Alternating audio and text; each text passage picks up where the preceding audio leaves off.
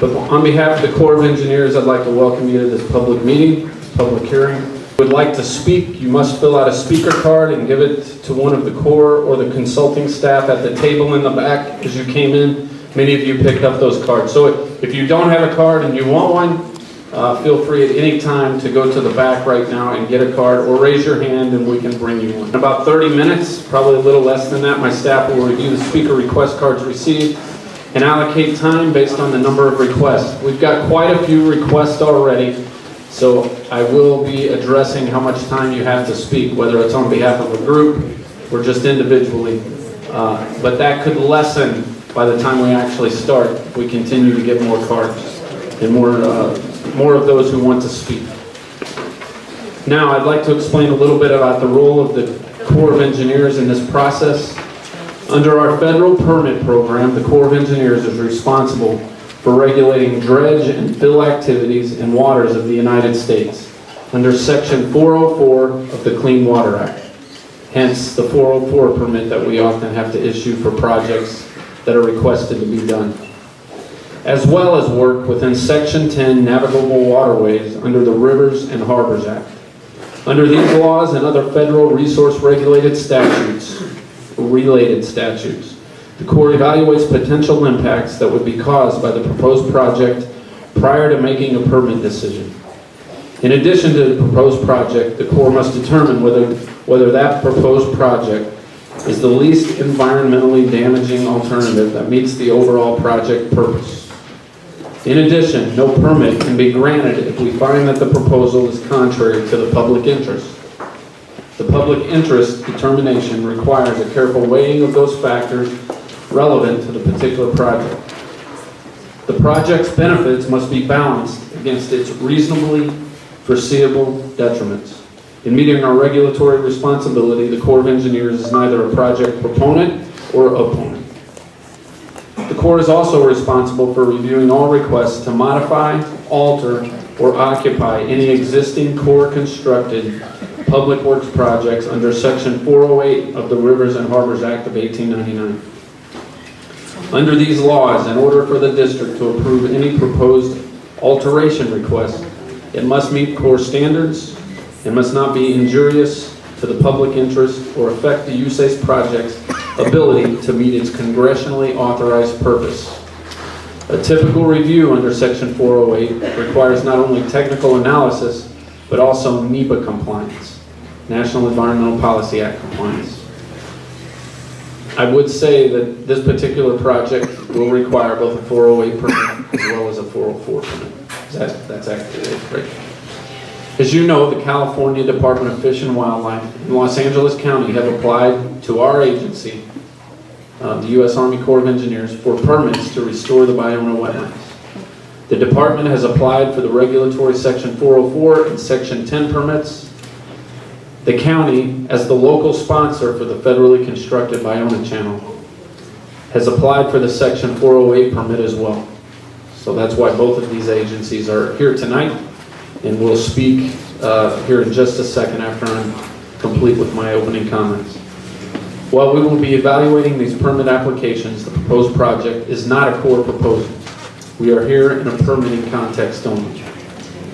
The Corps and the Department have jointly prepared a draft environmental impact statement / environmental impact report pursuant to our responsibilities under the National Environmental Policy Act and the California Environmental Quality Act, CEQA. The draft document has been released for public review and comment. This evening, the Corps is continuing its effort to gather comments regarding the proposed project from the general public. We will carefully consider all comments prior to making our final permit decision. And even following this meeting, the public has until February 5th, 2018 to provide written comments. So you have nearly 3 more months to submit the comments. Please note we will equally weigh comments provided verbally or in written format. I will now turn it over to Mr. Richard Burr of the California Department of Fish and Wildlife, who will explain his agency's role as the applicant and give some opening comments. And they are also the CEQA lead agency, and he'll provide a brief overview of that project. Following Mr. Burr, Mr. Frank Wu of Los Angeles County Department of Public Works will explain his agency's role as the Section 408 applicant. This will help us transition to the public input session. At this time, once again, I'll emphasize, if you would like to speak tonight and you have not filled out and turned in a card to our staff in the back, please do that. And please provide that speaker card to any member of our staff at the table, or if you catch our attention, we can come and get that from you. So at this time, I'll turn it over to Mr. Richard Burr. Thank you, Colonel Gibbs. As Colonel Gibbs said, my name is Richard Burr, California Department of Fish and Wildlife. I am the Environmental Program Manager for the South Coast region for the Wildlife Lands and Fisheries Program. Sorry, can you hear me now? Yes. Sorry. It covers all the coastal counties from Santa Barbara down to San Diego. First of all, let me thank... Standing up when you speak. Yeah. We can't even see. Do that? Yes. Thank you. First of all, I'm going to make my comments really brief because we're here to hear you, not for you to hear me. So I will keep them brief. And I want to thank everybody for coming out. I know we may have disagreements about how this project gets done, but I think we all agree that we love Iona. We want to see what's best, simply put. Our department basically carries two responsibilities for this project. We are not only the lead agency, but as the state, we are the trustee agency also for the CEQA. Okay. And just further on the comment period, again, we also extended the CEQA comment period until February 5th at 5 p.m. 2018. And with that, I'm going to sign off and I'll give it to Frank. Thank you. All right, I will also make my comments very brief. My name is Frank Wu, and I am with the LA County Department of Public Works. I'm a senior... Speak louder. Louder? Okay. I'm a senior civil engineer with the department, and I'm also the Santa Monica Bay Watershed Manager. And in that capacity, my job is to conduct the long-term infrastructure planning for the flood control district, and including the areas within the Ballona Creek watershed. Still can't hear me. All right, even with the mic. Okay. Now, Colonel Gibbs has already more or less described the role of the flood control district, and we are the local LACTA agency responsible for the operation and maintenance of the Ballona Creek flood control levee. And because of that, we are also the applicant on the Section 408 permit that the Colonel mentioned. The district's role, in addition to that primary role, is of course to ensure that the project provides adequate flood protection, which is our first and foremost mission. And so we will be doing that by reviewing very closely the design plans of the project once it gets to that point. The district also expects to have operation and maintenance responsibilities once the project is complete. The details of that will be worked out, but we expect that we will be maintaining the new levee if it's constructed. With that, I will stop there and hand this back to you. All right, we will be taking oral testimony. We're real close from the public. In the order we have received your speaker cards. Again, some individuals, I think there's about a stack of 10 are speaking on behalf of a group. Others are speaking on their own behalf. We have decided how long you have based on the number of speaker cards we've received so far. Groups will be given 5 minutes. They'll be given 5 minutes. And when that person steps in front of the mic, we would ask the group to stand up so we can acknowledge the group, and then you can sit right back down. But we would ask that, please. So those speaking on behalf of groups have 5 minutes. Those individual speakers will be given 2 minutes. All persons in your group, I've already said that, must stand, but then you can sit back down. And as I mentioned earlier, if you would like to speak, you may hear something that you would like to emphasize, or some of you may wish to not speak at all, even though you're signed up, if someone has really driven the point home that you would like to. So again, if you think you want to speak, please prepare the card now and turn it over to our staff. All oral or written testimony will become part of the administrative record for this permit application. Once we have the written transcript of the testimony, copies may be viewed at our office or purchased. Okay, so as you make comments, please note, we're going to have a timer on the table right here. So the speaker's standing there, you'll be able to see the timer, and you'll know how much time that you have. The light will be green when you begin. When you have 1 minute left, the light will turn yellow. When your time is up, the light will turn red. Please immediately wrap up your comments and return to your seat at that time. As the speakers approach the mic, we would ask that you say your name and spell your name. We have a stenographer that's capturing everything so that it's part of the official administrative record.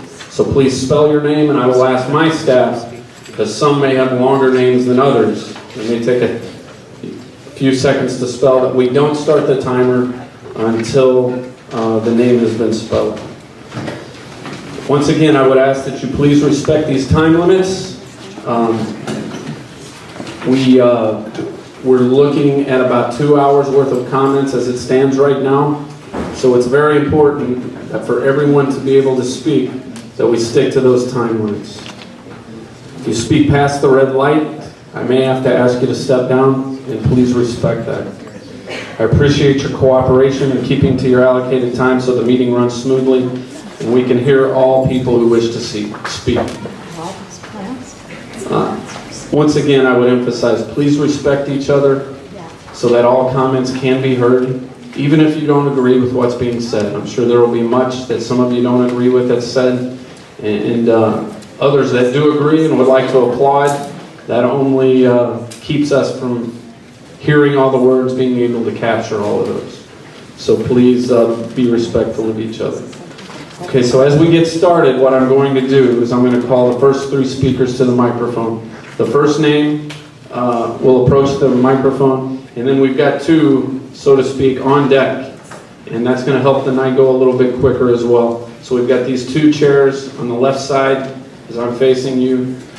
Please sit there, and as soon as a speaker completes their comments, the next speaker will approach the microphone, filling in the seats. So I'll do my best. I apologize up front because I'm sure 2 of the first 3 names I'm going to mispronounce. So please bear with me on that. Okay, that's why we're going to have you spell the names. So with that being said, speak clearly and slowly so the court reporter is able to hear and transcribe everything you say. So with that being said, we're going to start just a few minutes early. And thank you too from the Army Corp of Engineers. Appreciate your time, and thank you. My name is Robert Van de Hoek.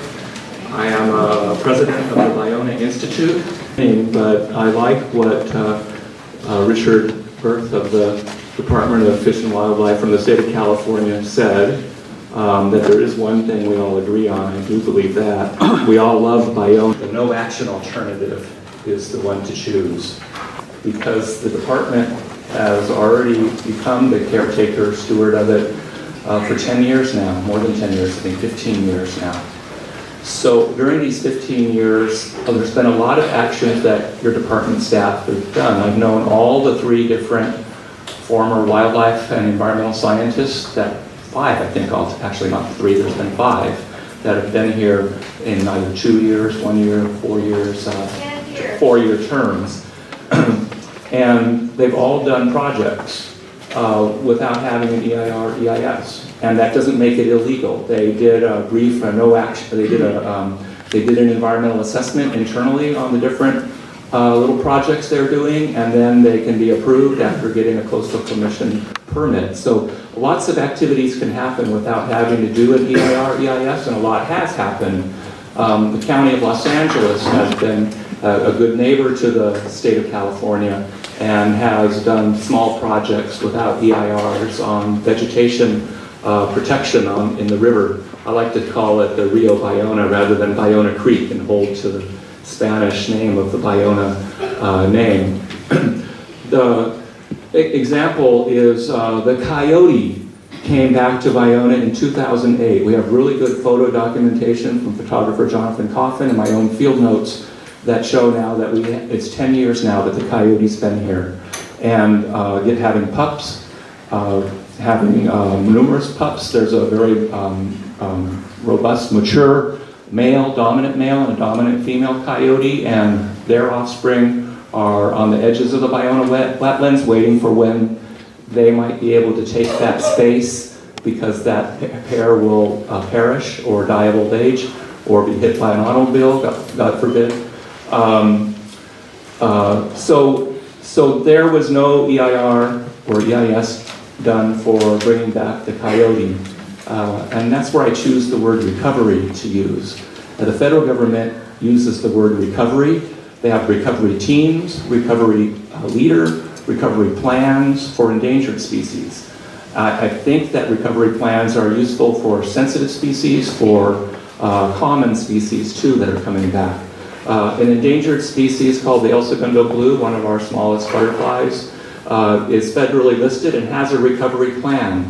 Does the blinking blue light mean my time is running out? 1 minute left, approximately. Is that 1 minute left? 1 minute left. Okay, thank you.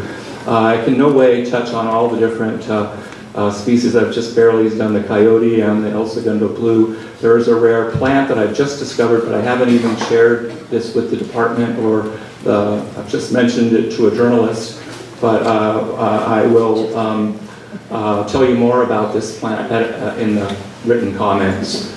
And it's in the area where you want to do bulldozing under all the three alternatives, and then after the bulldozing you want to build a large berm on top of that. And it's a really rare special plant of the California Native Plant Society, and may get onto the list as endangered during this project happening. I certainly can work to get it imperiled quite quickly by the department. And that's my time, but recovery is happening. Numerous species are coming back at this time without an EIR. So I think the no action alternative is the choice to go with. Thank you. Thank you, sir. Mr. Frankel, would Ms. Gretchen Nordham please come up? Mr. Frankel, go ahead. Yeah, hi, I'm Rex Frankel. I've been working to save all the Ballona wetlands and uplands since 1985. I'm the president and legal director of Ballona Ecosystem Education Project, and the spelling of my name is REXFRANKEL. Of the alternatives, if number 3 eliminated the dredging of Parcel A and featured historically accurate small creeks in it, then there'd be something to talk about. As it is, no project alternative is the only one that I can endorse at this moment. My main message to you is this. Your plan simply switches the locations of the wetlands and the uplands at Ballona. This switcheroo is a huge waste of our money. Restore the Ballona wetlands where they are now. Restore the Ballona uplands where they are now. You don't need to destroy Ballona in order to save it. There are many legal deficiencies in this environmental impact report. 1, your project violates the Coastal Act because it is not a restoration, and that's all the Coastal Act allows in a wetland. 2, your project violates the U.S. Clean Water Act because it floods the wetlands with polluted street runoff with no plan to clean it up. It is illegal to degrade the water quality in federally delineated wetlands, which is what the Ballona wetlands are. 3, your project also violates the California Environmental Quality Act in that it fails to analyze or include an essential part of the project, which is the Clean Water Act mandated street runoff cleanup plan that must be implemented before you can tear down the levees and flood the wetlands with water from Ballona Creek. You have no plan to clean up 99% of the flow of Ballona Creek, which comes on rainy days. You have no EIR, you have no analysis of its impacts or whether it will ever happen. The only plan that exists is to clean up flows in the dry season, which is not when most of the pollution and trash flows down the creek. This plan will mostly dry up the creek in the dry season by pumping 3/4 of creek flows to Hyperion Sewage Treatment Plant, which will then dump it in the ocean. A waste. Then your own EIR says it will be too difficult to provide fresh water to the wetlands, so you dismiss all freshwater alternatives as, quote, mechanized or high maintenance. But that problem of lack of fresh water is created by your partners. The chair of the Santa Monica Bay Restoration Commission happens to be the Los Angeles City Sanitation Department, who along with the LA County Flood Control District are doing the mechanically drying out Ballona Creek during most of the year.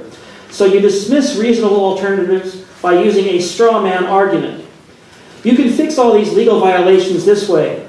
Give us a historically accurate project, thus it will fit the definition of restoration and comply with the Coastal Act.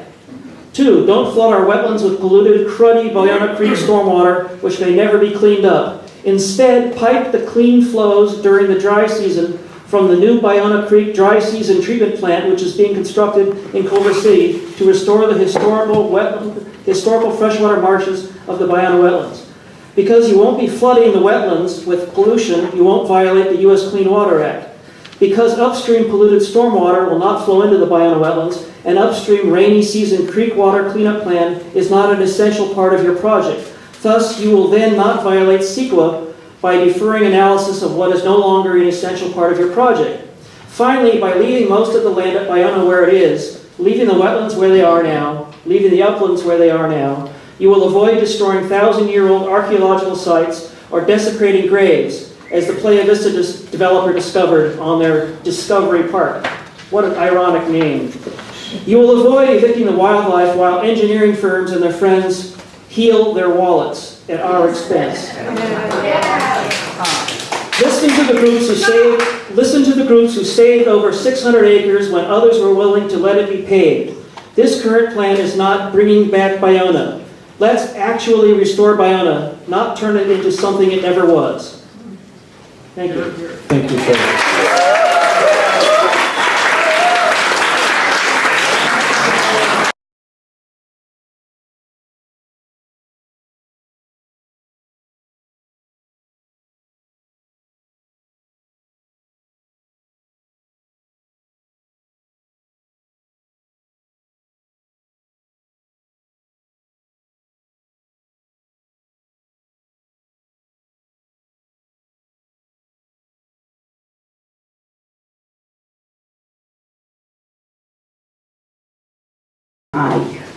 Hi, I'm Lisa Fimiani. I'm a Gottlieb Fellow at Loyola Marymount University's Center for Urban Resilience. I am also the former Executive Director of Friends of Ballona Wetlands and have been involved with the educational tours and restoration projects in Area B of the Ballona Wetlands Ecological Reserve for over 30 years. The Center for Urban Resilience recently joined as a new member of the Wetlands Restoration Principles Coalition of local nonprofits and organizations, which originally formed in 2015 to agree upon fundamental principles of sound wetlands restoration, not only at Ballona, but also in other critical wetland habitats up and down the state.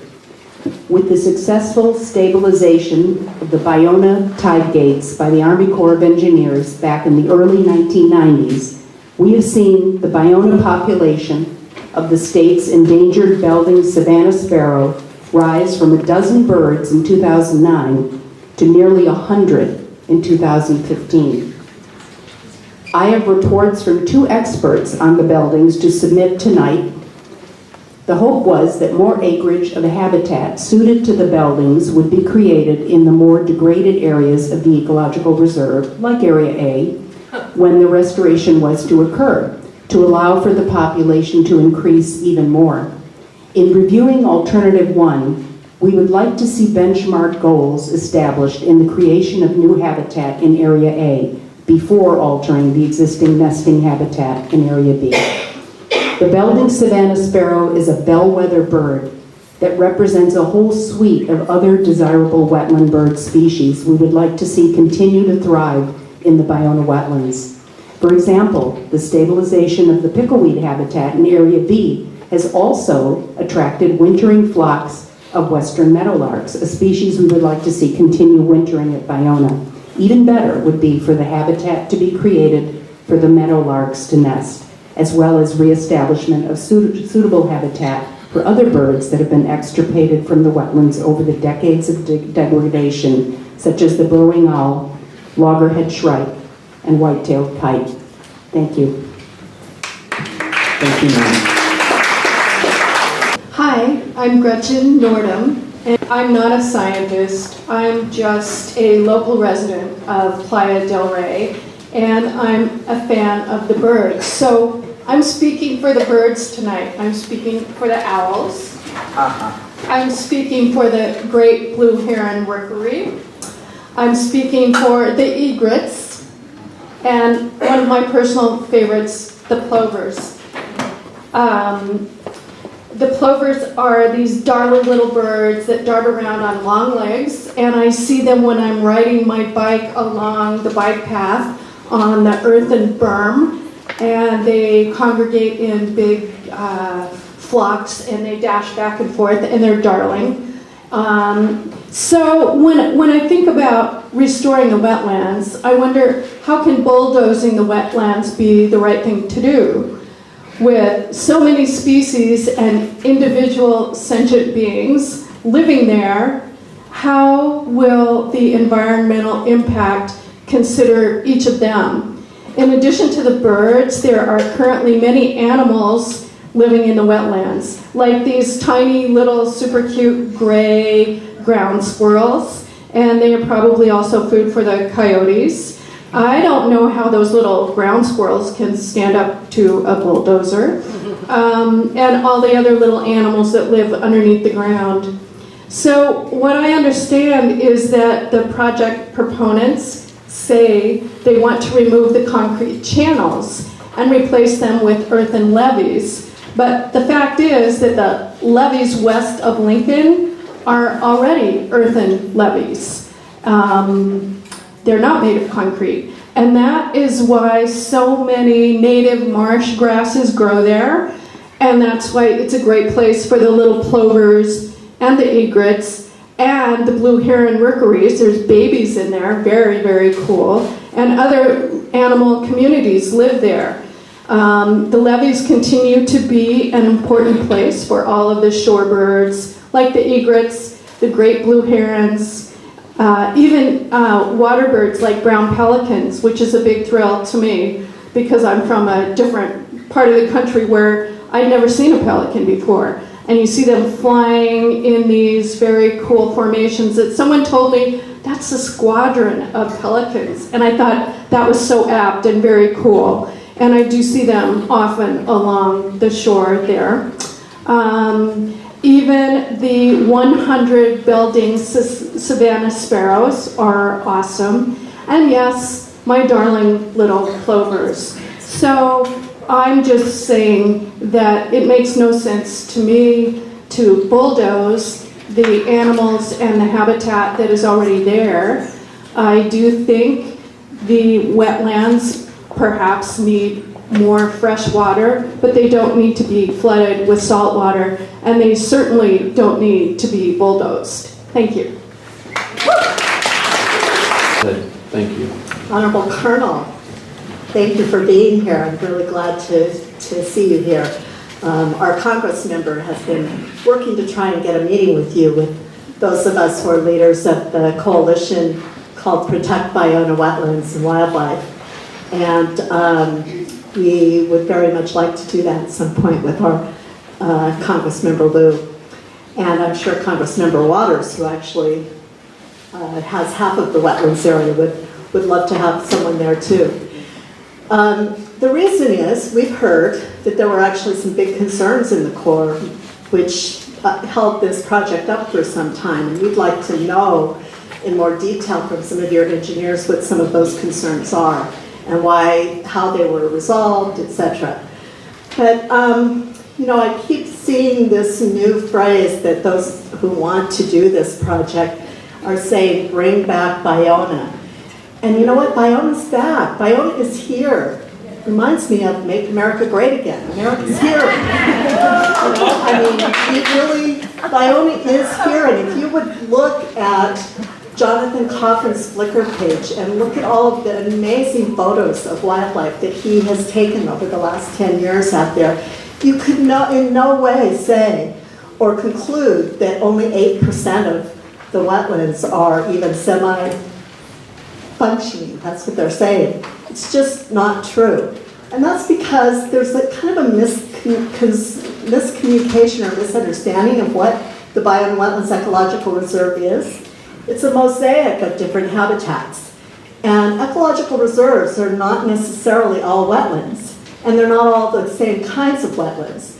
There are wet meadows, there are seasonal ponds, there are freshwater wetlands. There are all kinds of different habitats out there. There are even non-native grasslands, which the California Department of Fish and Wildlife considers to be one of the most important and imperiled habitats in California, not because of the non-native grass, but because of the native animals that use that habitat. And this is no different. That's why the great blue heron rookery is at risk if this project goes forward. Because the young herons that come out of the nests are actually in trees at Mariners Village, a residential area that's just filled with amazing big trees with herons where the babies come out of the nest. And because those young herons don't know how to fish yet, it takes them a couple of years to learn refraction. And so they're going to survive. They have to eat the small mammals. And there are lots of small mammals out in Area A. Just walk around and you'll start falling into some of their holes. So it's really important that we look at the whole system. And I'd like to draw attention to a comic that was in the Argument last week. It was really interesting. It had a bunch of doctors around a bed, and in the bed was the patient, the Ballona wetlands, looking like a bird. And it said, the doctors were all arguing over what to do for the patient. The problem is that no one has said what is wrong with the patient. I haven't heard that from anybody. Everybody's suggesting, well, we have to put more salt water in, we have to take out the levees, but why? I sat through many, many, many technical scientific meetings when people were discussing this, and most of your agencies were not there, by the way. They were put together by private interests called the Bay Foundation, and at those meetings, they never said, what species are we managing for? Are we going to manage for any of the 9 endangered species that have been using these wetlands in the last 5 to 6 years? 9 endangered species? Or the dozens of species on the special concern list? Those are not covered well in your draft DIR at all. And so that would be the first question. Is what do we want to do for the least Bell's vireo? That because of the Great Recovery Plan that U.S. Fish and Wildlife Service has been doing down at Camp Pendleton, and those least Bell's vireos are starting to come north and expand their range, they started nesting here without any bulldozing. So what do we need to do to keep them coming here? That's the question we should be asking. And we're not focused on the wildlife, but we are focused on the wildlife. The people in our coalition are very focused on the wildlife. And Huey Johnson, who was a former resources secretary under Jerry Brown the first time, he asked me to give you his concern to let you know that he is strongly opposed to this and hopes that you will withdraw this project and reconsider the wildlife. Thank you, ma'am.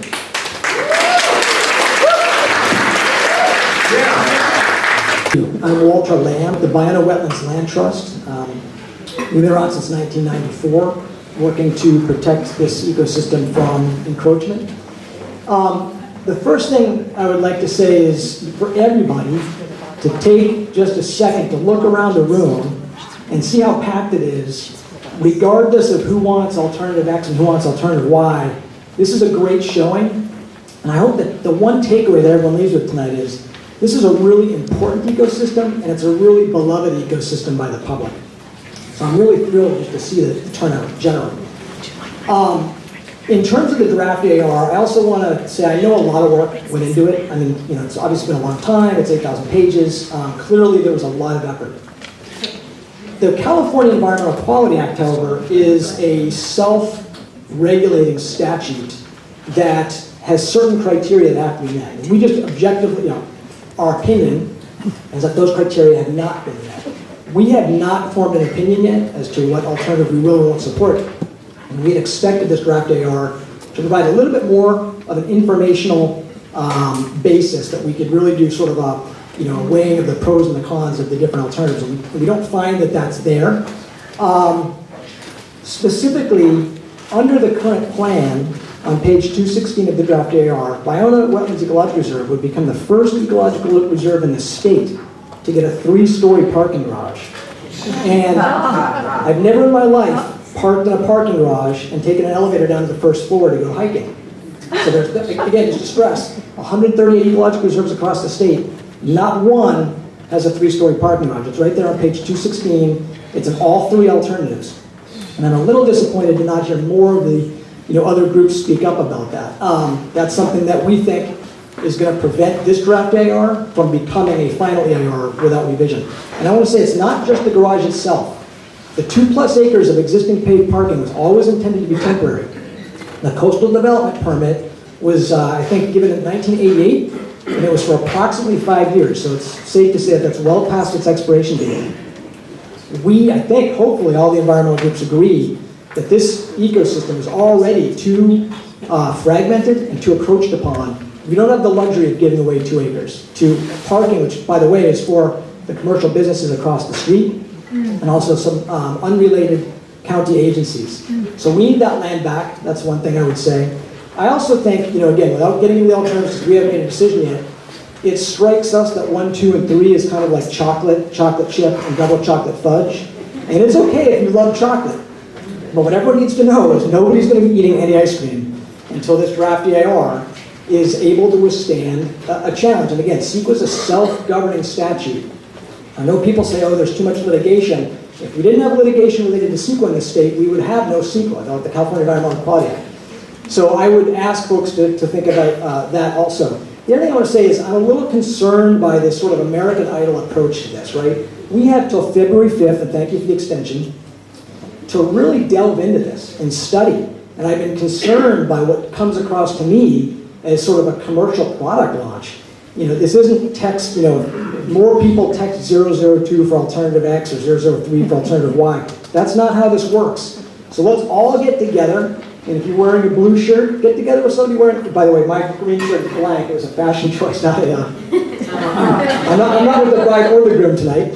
But get together and talk through these things. There's some really interesting conversations to be had, and especially for students. This is an opportunity to really delve into the science and think not about a light switch, right, off or on, but like a plane cockpit. There's a lot of different little dials on there that we need to be paying close attention to. And if we have too much polarization, we're going to miss some really important things. So again, I'm with the Land Trust. If you want to form a study group, it doesn't matter what, if you're leaning this way or that way, let's talk through it and really take advantage of the time that we have to make sure that we get this right. Because this is a really important ecosystem. We can all take a breath and really see and try to map out the course that we're trying to take before we rush headlong, onto one bandwagon or another. Thank you. That's my comments for tonight. Thank you, sir.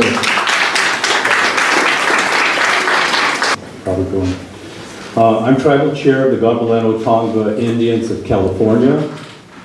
I was born in Santa Monica and lived there, and in West Los Angeles and Westchester for most of my life.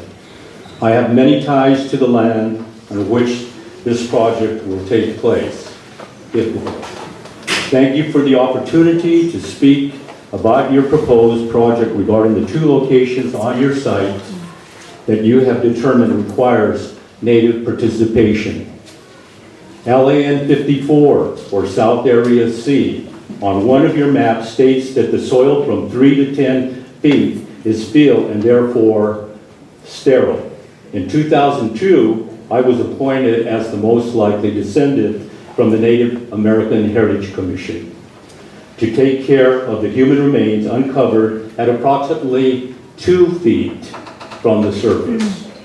I required that there be no soil disturbances for a 50-foot diameter from the burial location due to the likelihood that there could be additional remains or cultural artifacts. Do you know that when that fill dirt was installed, and will you be standing out there? Let me repeat that again. That there could be additional remains in that same general area. And do you know that when that fill dirt was installed, and will you be staying out of the 50-foot diameter that was established as a no disturbance zone? LAN 47, or South Area B, on land currently used by Southern California Gas, includes a village site. As the most likely descendant for the Playa Vista property, which I was, this village was one of the sites I had suggested for reburial of the ancestors uncovered at Playa. In the 1980s, human remains were found scattered on the surface at this site. I'm making the point because it was not in the report. However, there are additional sites that must be considered due to sensitivity of the land, which is considered traditional cultural properties that are directly adjacent to this site and seem to have been overlooked. I'm sure it could be rectified.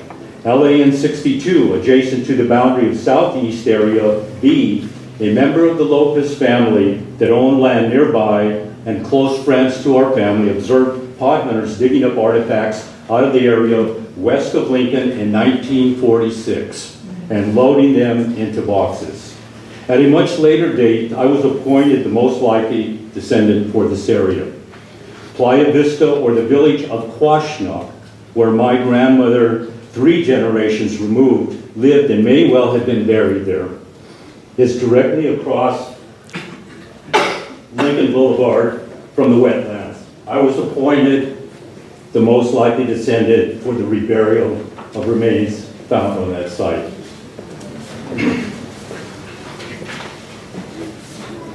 LAN 63, LAN 64, directly adjacent to Southeast Area B. Both represent human remains that were uncovered at 2 feet and 3 feet below ground level. I was appointed as the most likely descendant for each of these ancestors. I'm hoping for the best results and the best methods used during the restoration. I love the wetlands and want everyone affiliated with this project to care as much as I do about this site. I think we're all in agreement about that.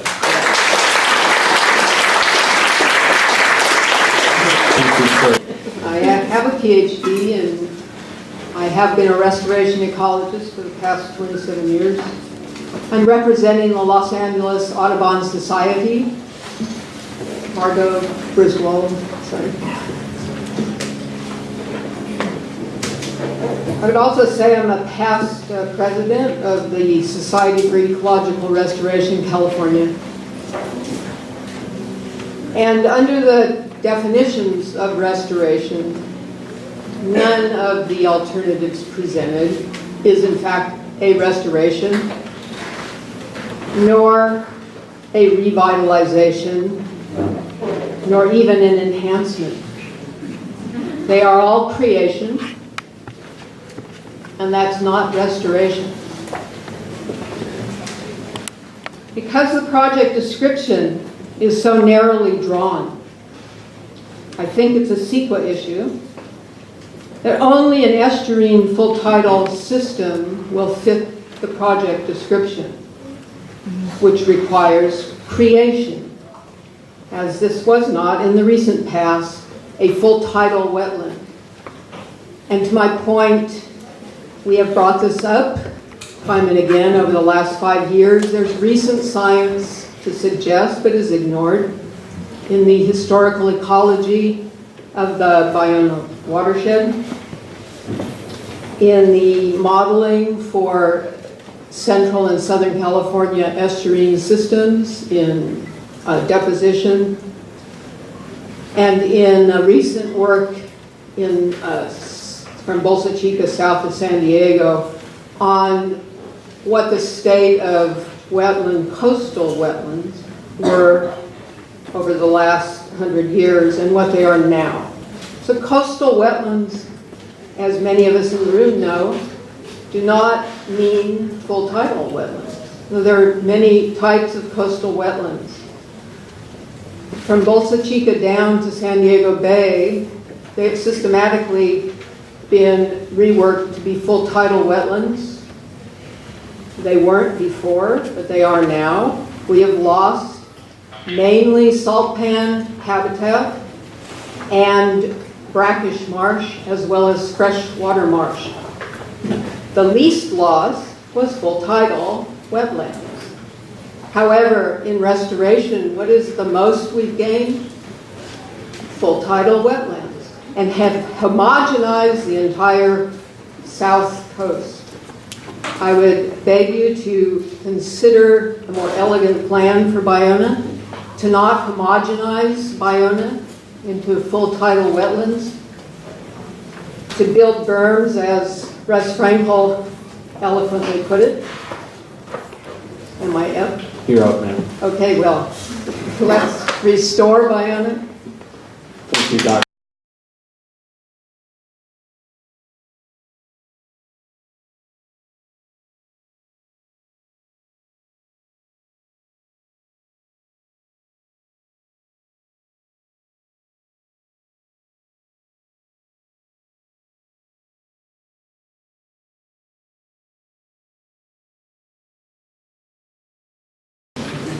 John Anthony Davis. First of all,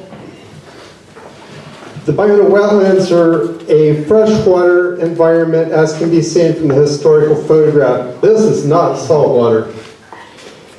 The freshwater recharges the aquifers that have been designated by the state as a potential source of drinking water under the Porter-Cologne Act.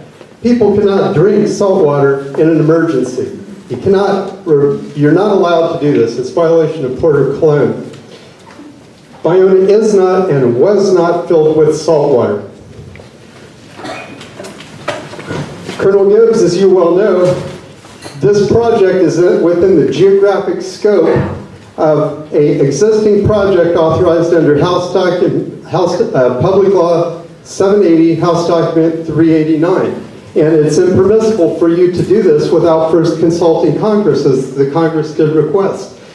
As you can see, the map that was approved by Congress, the General Plan of Improvement for the project, encompasses the wetlands that you're proposing to bulldoze and destroy and turn into a saltwater environment that never existed before. As you also already know, Colonel Gibbs, since I brought this to your attention time and time again, the Congress has asked the Secretary of the Army to report back to it to determine if the Corps or if the Secretary has any recommendations on modifications of the project, including restoration and for storm control. However, the Secretary has never went back to Congress and has never gotten permission to change the project and modify it and restore it for stormwater purposes. So Colonel Gibbs, what I have to ask you is why on earth are you proposing to do something that's inconsistent with federal law when you're sworn to uphold it? And for fish and wildlife, I would like to know why you are actively draining the wetlands in contradiction to the Coastal Act, knowing that this will be on deck at the Coastal Commission in December. Thank you very much. Thank you, Mr. Lawyer.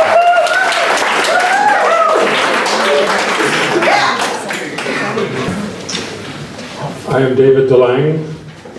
I'm the past president of Los Angeles Audubon, still on its board.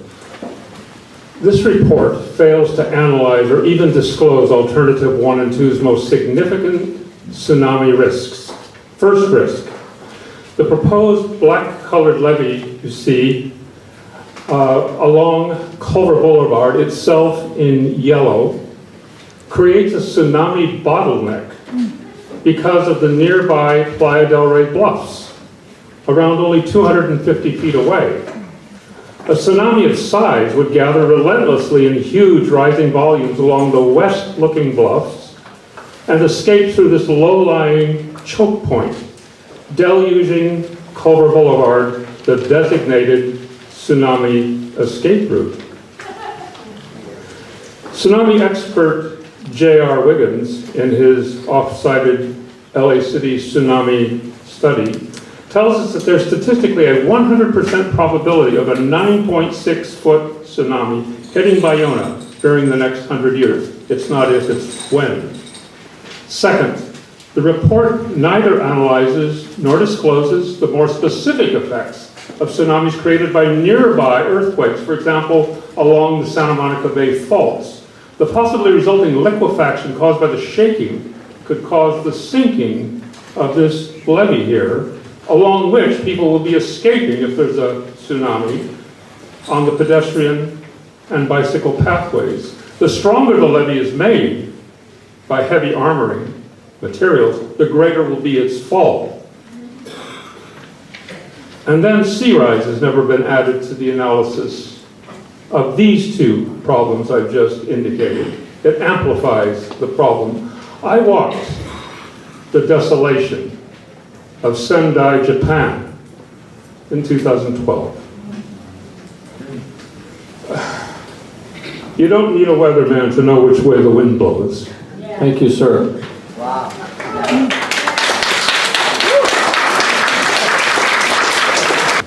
Hi, I'm Mark Salzberg. I guess what I want to say starts with the word, what we're considering, which is Ballona wetlands restoration. And the problem with that is the word restoration. As Margot Griswold and several others have already alluded to, restoration would be to something that existed in the past. I want to quote from a report that is on the Ballona, it's on the doc.ballonarestoration.org site. It's called Ballona Historic Ecology Report 2011. It says, our data suggests that at most times there was only moderate or no tidal influence, and the area was dominated by freshwater inputs from the watershed. So the very report that defines the starting point of what you want to restore to says it's not a tidal system. The problem here is that you've got to have, in order to judge degradation, you have to have 2 points. You have to have the point of origin, and you have to have the point of what you're comparing to today. The problem with this restoration is they've selected the wrong point of origin. It's as simple as that. And because they are trying to restore to that point of origin, the EIR is flawed to a point where it can no longer stand. So that's my comment on the content. I see I'm out of time. I'd only like to say we need more time. I'm Katherine Tyrrell. I am a board member and also the past president of the Friends of Ballona Wetlands. And I'm also a very proud member of the Wetlands Restoration Principles Coalition Steering Committee. And I wanted to note that that group has at least, just the steering committee, at least 25,000 people that it represents. So it's a very significant group. While professionally my expertise has been in the field of environmental policy and stormwater quality, today I speak as a 30-year resident of this area, Playa del Rey and Playa Vista. And I am very aware that much of what is called the Ballona wetlands is not really wetlands at all, but merely fields of non-native vegetation with little to no tidal flow and certainly inadequate public access. I completely support the goals of the Wetlands Principles Coalition Steering Committee that were developed specifically for Ballona. We focused on increased sustainable habitat acreage and quality. We focused on increased tidal flows that are balanced with functioning ecosystem, and we focused on increasing public access that is compatible with habitat protection. After reviewing the document for the last 6 weeks, the coalition finds that the elements of Alternative 1 and 2 will likely be the most successful in meeting these goals and bringing back Ballona. The no project alternative is really an absolute no-starter. You've heard other people talk about that. And while I personally love freshwater systems, like the mechanically sculpted freshwater marsh at Ballona, the dredge-filled and weed-infested Area A is totally isolated from any former watershed, and talk of it being a freshwater system is really meritless, as discussed in an alternative that is presented in the draft EIR-EIS. However, some details for solid decision-making in the draft document are lacking. For instance, the placement of fill from Area A is assigned to the alternatives in a manner which seems to reduce the wetland acreage in Alternative 2, but is not necessarily an attribute of only that alternative. We also see that details and mitigation are lacking and would want to see very complete mitigation plans moving forward. But thank you very much on behalf of the Friends and the Coalition, and bring back Ballona. Thank you. Kathy Knight. I've been volunteering for the past 20 years to get this land saved and to protect the wildlife and the plants on this land. I really want to see a freshwater alternative studied. I can't believe it wasn't even studied. And we really, really, really need to see that so we can talk back and forth. What's the benefit? What's the down? It's basically, from everything I've ever seen in the last 25 years, it's a freshwater wetland. And we have the whole Ballona watershed there. It goes down into there. And I have pictures. I gave you each a letter that you will get at some point. I handed it in tonight, showing all the fresh water in there. Playa Vista had tons of water over there, frogs over there. We really need freshwater wetlands, as you've heard tonight. They're all being turned into saltwater wetlands. We really need to save freshwater wetlands for frogs that are not doing well on the planet, for the birds that migrate along here. And we can clean up the water in Ballona Creek, bring it back in. The wetland just needs water. It's been dry lately in terms of rainfall, and it needs the Ballona cleaned up water from Ballona Creek coming back into it, and it'll do a lot of restoration itself.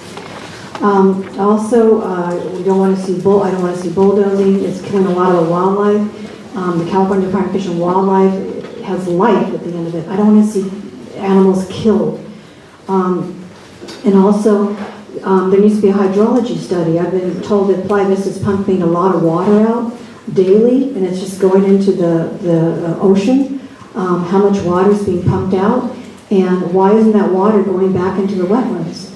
So we need to do that. And this project, the alternatives that you come up with, look more like a flood control project for Playa Vista with 20-foot berms that people wouldn't even be able to see into the wetlands. So this doesn't make sense. And Area A dredging, I've talked to people that have studied that history over there, and Time's up, man. it's just fill. It's not from Marina Del Rey. They use that dirt to make Marina Del Rey taller so they can build buildings. That is not dredge from Marina Del Rey.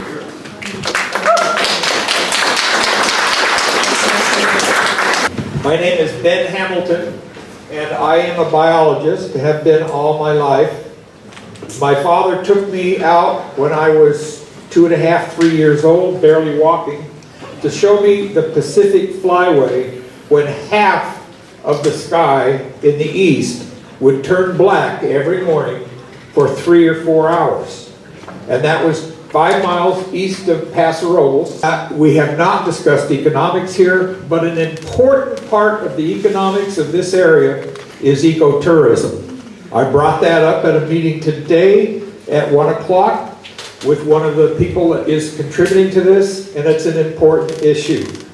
Ecotourism in California is huge, as is the sports fishing industry and the tax revenue that's generated all through the state. Regarding this EIR-EIS project and the proposal, I think that option 4 is the only sensible option at this time. Now, I think that the proposal should be withdrawn, and it should be withdrawn without putting that S-curve or doing extensive soil removal with equipment. Now, I always say if you're going to restore an area, restore it personally, and use a pick and shovel or small equipment if you have to. And people say, well, you can't do this by hand. They built the Great Wall of China by hand. They built the pyramids by hand. Thank you, sir. Appreciate your time. Thank you, Katherine Campbell. I am a local resident. I am also an LA County Beach Commissioner, although I am speaking tonight on my own behalf. There are dozens of species that are endangered, threatened, or of special interest to federal and state conservators that are utilizing Ballona today. Several people, even those that are in favor of some of these plans, have expressed concern about the lack of detail regarding mitigation. I noticed that the mitigation states that, quote, attempts will be made to salvage species. That seems woefully inadequate given the importance of these species and the dwindling corridors of habitat nearby. It's hard to even imagine what kind of process would have to be in place to actually safeguard all of these species for the years that it will take to first completely renovate this area and then for the subsequent habitats to become established. Until those details are provided to us, I don't feel that we can in good conscience say that we are providing the least environmentally damaging alternative to something that which is supposed to be an ecological reserve.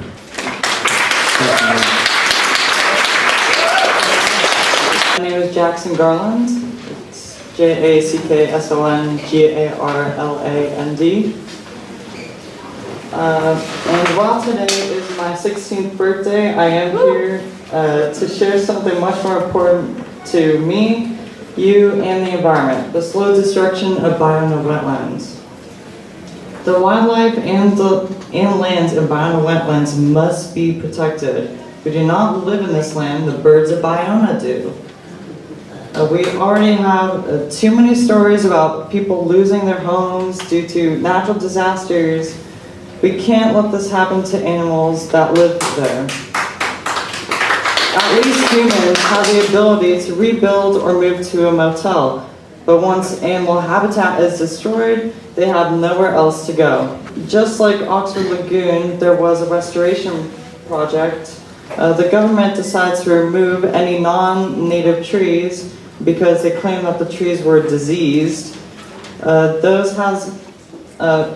have been there for over 50 years and were vital nesting areas for some endangered birds and the monarch butterfly. When they began this construction, herons were displaced and traumatized from this greedy act. They say as you don't learn about history, even this recent event, it is bound to repeat itself. The environment is home for all, not something to take advantage of. We must preserve this land for future generations.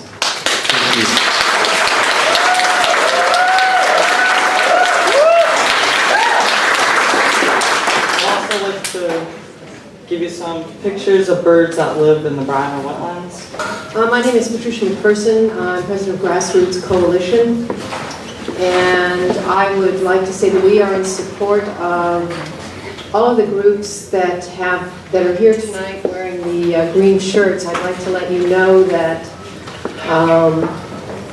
but for these groups, but for us, and in front of you there is a document there that shows there was a 1990 settlement agreement with the Friends of Ballona, which they were able to achieve, thankfully, what is now the catch basin portion of Playa Vista's flood control system, which, as Ms. Tyrrell said, that was your project, I believe, also.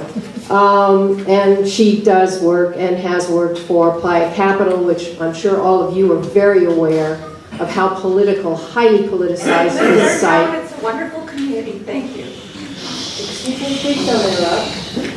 We didn't interrupt you. Take your time back.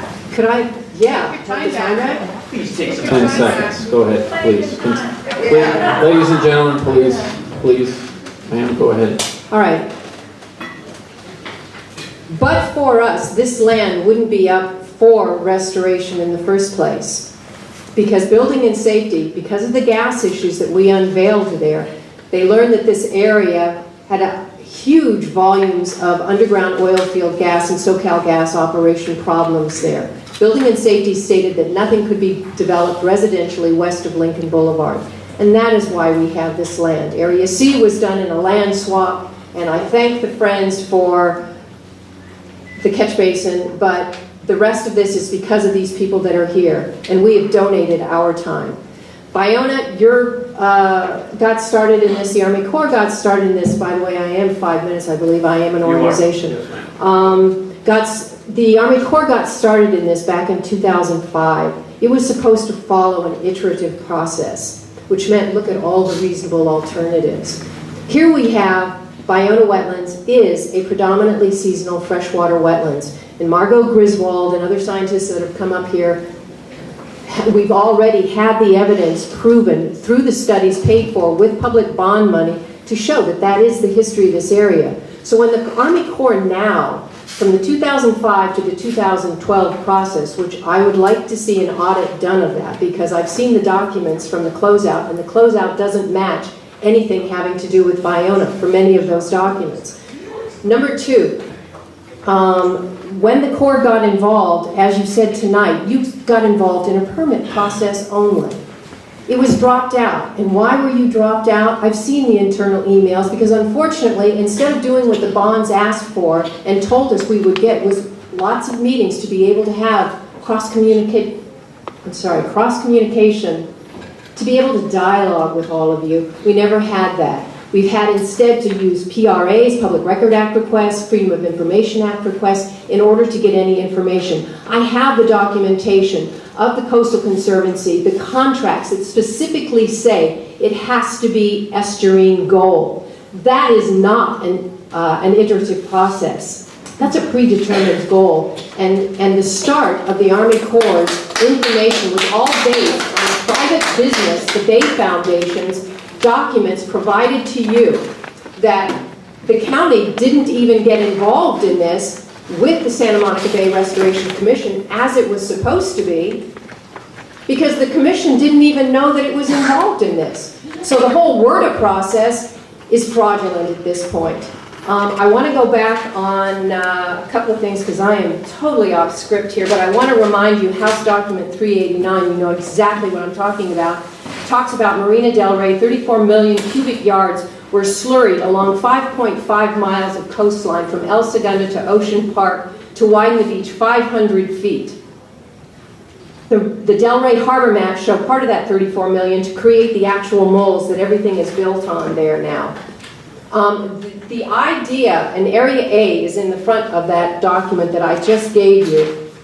The documents within this DEIR, DEIS, there are many that are false, there are many that are misleading, including with regard to Area A. There are raised roadways around there, but that salt pan area that you see in that document that actually Friends of Ballona put out saying, oh, it looks pretty bad, is actually a very special area. It is the historic salt pan area that Dr. Margot Griswold was discussing. Those are creatures that use it, and if you look to the right, that is Ballona Wetlands. It is an area that ponds with fresh water every time we get rains, because where is the water table? The water table is 5 feet below in that area, according to borings done recently for soil sampling. We have no hydrology reports on Ballona. Why is that?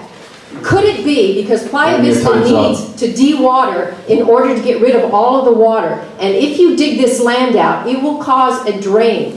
Because why is Fish and Game draining the wetlands on behalf of Playa Vista?